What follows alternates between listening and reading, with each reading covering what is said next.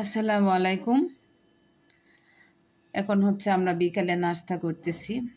তো বিকালের নাস্তাতে চা বানাইছি, আর এদিকে হচ্ছে ডিম পরোটা আনছি একটা।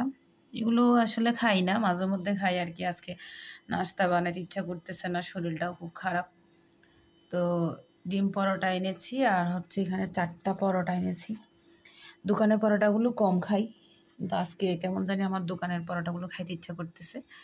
তো 4টা নিলাম, চা দিয়ে খাবো। আর এদিকে হচ্ছে ডিম পরোটা নিয়েছি একটা। ডিম পরোটা, এই ডিম পরোটাটা কিন্তু খেতে অনেক মজার। শুধু হচ্ছে হোটেলের মধ্যে যে ওনারা খারাপ তেল দিয়ে বানায়, ওইটার জন্য আসলে খাওয়া হয় না। তো আমি কিন্তু বানাইতে পারি।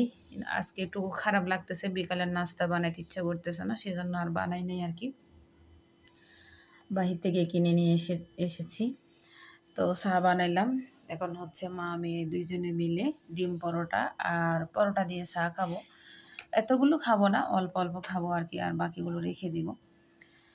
তো ভিডিওটি শেষ করছি। আল্লাহ হাফেজ, আসসালামু আলাইকুম।